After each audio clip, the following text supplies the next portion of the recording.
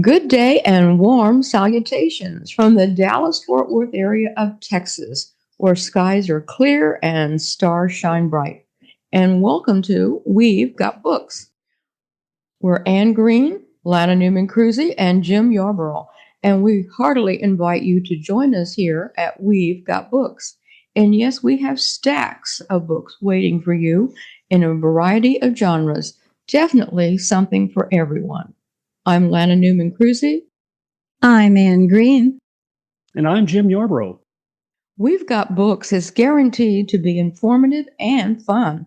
It's our pleasure to feature guest authors and their books, along with our books, too. We'll chat with each author and get to know the person and the novel. We promise to delight you with great Christian fiction. And now Jim Yarborough is set to interview our guest author today, Karen Richardson. So grab your coffee or tea, cola or ice water, and sit back and enjoy this exciting ride into the literary world. Take it away, Jim and Karen. Thank you, Lana. Karen, it's great to have you with us. Welcome to We've Got Books. We're excited to have you today. I suspect our listeners would first like to get to know you a bit. Could you share some background about yourself? Well, sure. I am a Kentucky author. I describe myself as an ordinary person with a very strong work ethic who loves to write. I have one goal in this world, and that's to make a difference wherever I am, whatever I'm doing. One example of this is my long list of volunteer experiences, from leading domestic mission trips to serving on nonprofit boards here in Louisville to serving in my church in many, many capacities.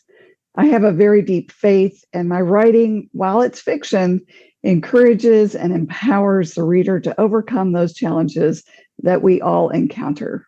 Well, that's wonderful, Karen. Thanks so much for sharing that. Well, let's talk about your writing a little bit. What genres do you write in? Sure. I am an author of 2 contemporary women's fiction novels. I enjoy fiction. That's just kind of my sweet spot. Curtains for Maggie and Designs for Nora are both available on Amazon. As well, I've had several articles published. That's great. That's great. Well, could you tell us about your latest book? Yeah. Designs for Nora, just released. And it's an encouraging story of renewed love, forgiveness, and God's faithfulness to carry us through those darkest moments. In Designs for Nora, we see Nora Sinclair. She's an interior designer who was widowed 6 years earlier, and she's just beginning to step out and date. And Jim Preston has caught her eye. He's the executive director of a community theater where she volunteers. So after she, with a guarded heart, steps out and starts to date, there's a new twist to the story. Her niece, a teenager, comes to live with her. Well, we learn that Jim never wanted children, so Eve may present a problem. So what happens next is purely credited to a reflection of God's grace and renewing spirit. Also in Designs for Nora, we learn a little bit more and get to know Jen Stevens, who our readers meet in Curtains for Maggie. And Jen is a fitness trainer, and she's kind of gotten in over her head with promotion and taking advantage of an opportunity at a gym where she's teaching healthy living classes.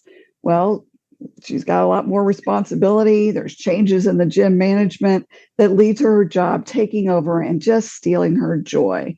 But we know God has a plan for that as well. And it's going to require Jen grow in her skills and her faith. Well, Karen, okay, so it sounds like these are pretty well-developed plots and characters. I'm curious, where do you get your ideas from for your books? I feel like ideas are everywhere. I got the idea for my first novel, Curtains for Maggie, while just dropping my son off at school.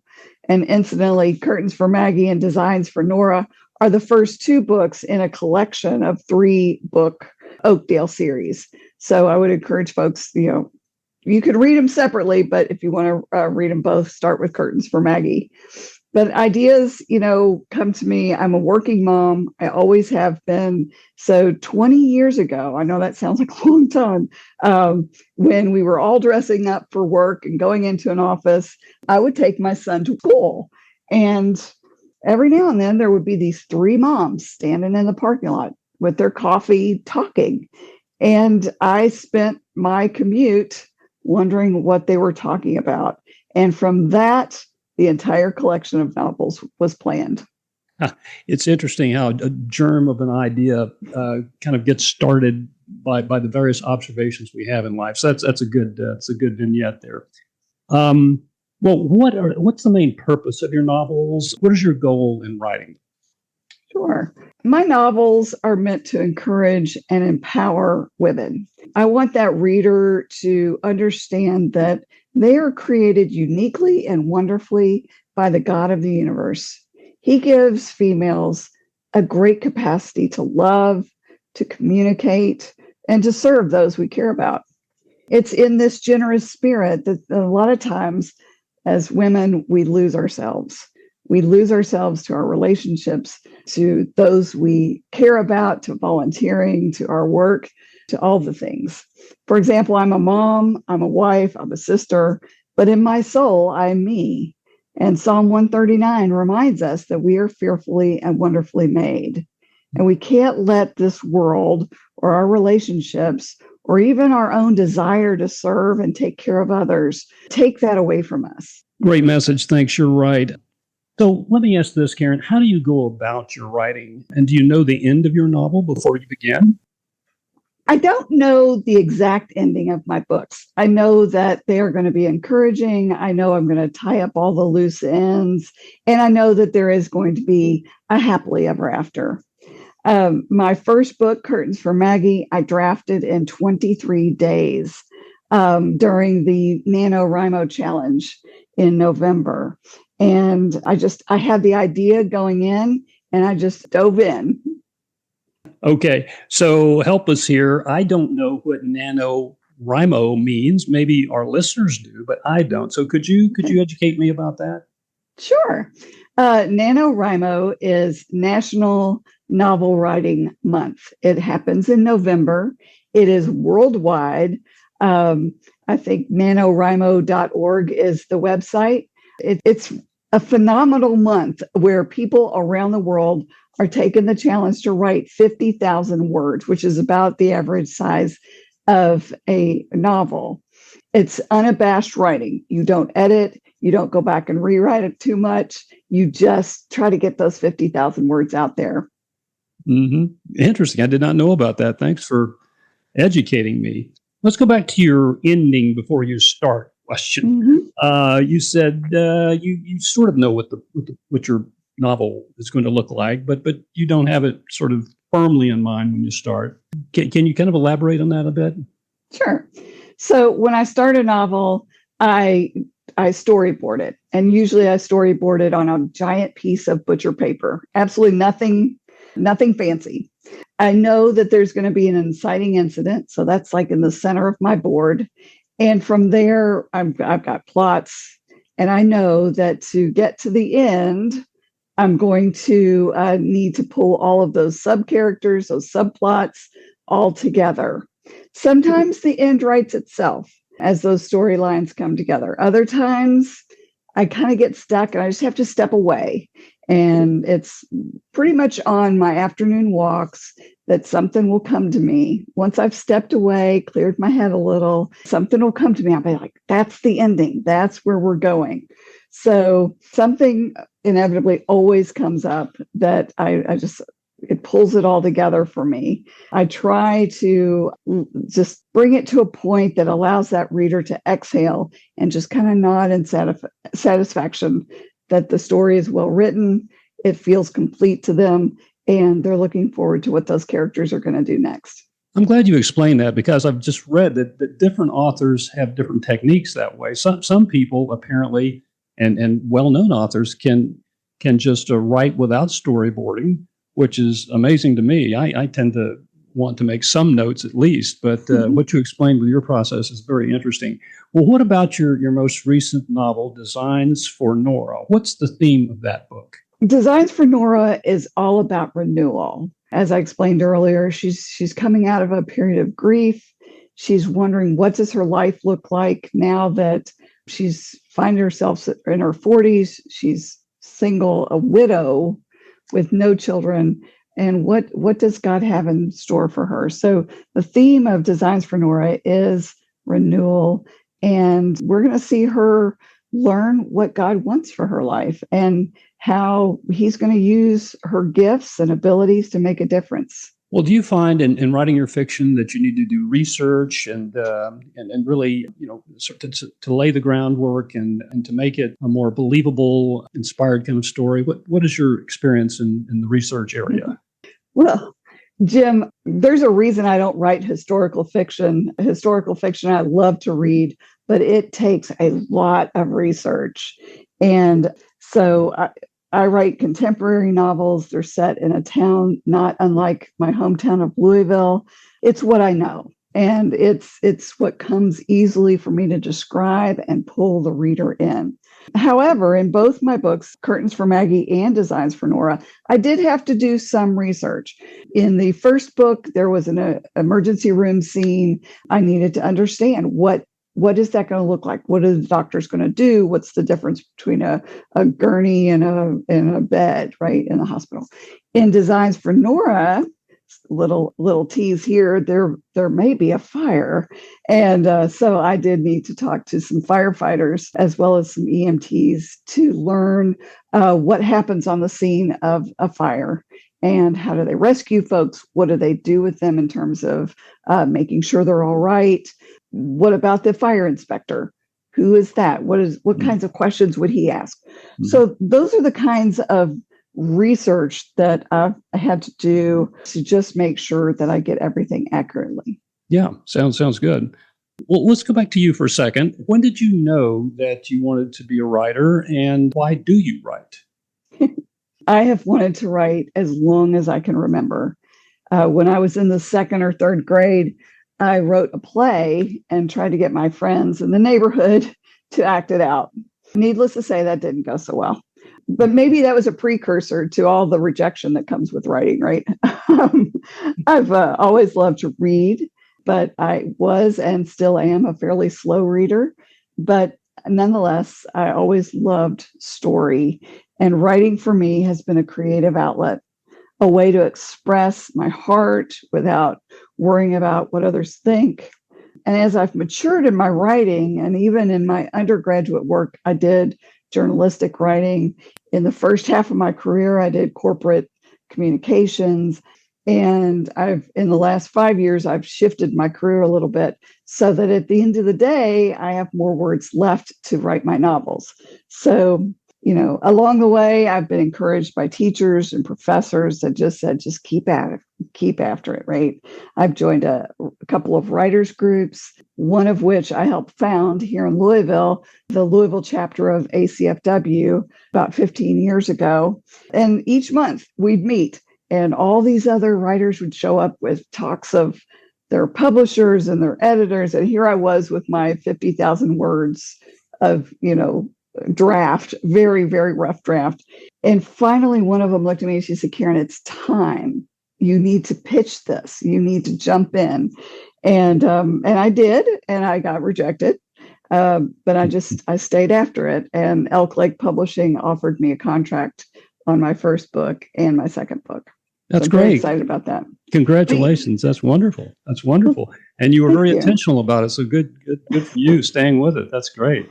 What advice? Before we go on, though, go ahead. Yeah. If you don't mind, the main reason I write is because I'm called to write. I believe that something like writing, a craft that you have to work at so hard, if you're willing to stick with it, it's something that God has put on your heart to do. And so I just wanted to share that little thought that, it doesn't matter the distractions of life, the things that the highs and lows, the words have always come to me and always been just niggling at me until I got them on paper. Yeah, thanks for adding that. That's very important. Thank you. Well, what do you say to people who tell you that they've always wanted to write a book? I tell them to dive in, just go for it. Most of the people that I talk to, and I talk to a lot of folks who are like, "Oh, I've always wanted to write a book," and I'm like, "Well, you just start." If they're willing to listen, I do go on to explain that writing a book and being an author is not this romantic notion we see in the movies, but writing a book and having it published is very hard work. It takes a lot of self-discipline. Authors, whether independent or traditionally published, we're still responsible for not only writing a solid story, but also making sure that manuscript is fully edited. And then, of course, there's the marketing side of things. I do have a full-time job. I work 40 plus hours a week.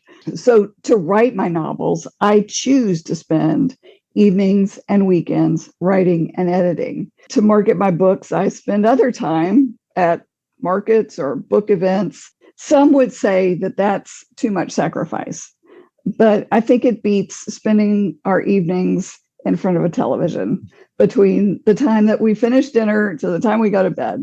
And now, don't get me wrong, I'm not trying to be high and mighty here. I spend plenty of time binge watching my favorite shows. But I want my life to demonstrate more. I want it to mean more. Writing is a craft, and it's a continual journey to be something better than it was before. So we should be on this never-ending mission to write the perfect sentence, the perfect paragraph, and the perfect story. So once a manuscript is ready for publication, yeah, that's when the fun starts. And that's when folks don't realize that you get a lot of rejection before that publisher says yes. It's a business. And once you get that contract, you have to treat it as such. Well, that's a good primer. Thank you. It sounds like you're very intentional about this and very, very committed to writing. So that's good advice for young authors too. Thank you. So when you're not writing, what do you like to do? Do you have any spare time to do some other things? There's plenty of days that I need to step away. My husband and I are empty nesters, and we have fully embraced the blessing of having an adult son who's doing his thing. He's married. So outside of that, you can find me spending time with my husband. We enjoy playing pickleball. We enjoy spending time with our friends. Our home is a place where we encourage people to come and gather. Most recently, I have been taking classes to get my master gardening certificate. So that's been a fun learning opportunity for me, and will more than likely you'll see that in a future novel. But I enjoy reading. I don't sit still very well. Yeah, I see. That's you're very active. That's inspiring. Well, tell us, Karen, where can listeners find your books? My books are on Amazon, so easily found, both Designs for Nora and Curtains for Maggie. One of the things to note, I always use my middle initial H, so it's under Karen H. Richardson. So be sure to search for that name. And in fact, I wanted to remind your listeners that if they have a book club, I would love to come and facilitate the discussion if they choose either of my books to read. So that's been something really fun that I've done with a couple of book clubs here in Louisville. And it's just a really great way to meet your readers and get to know them, get their feedback, and how the story has landed with them. That's a great idea. So you'd be willing even to do Zoom with people that live elsewhere?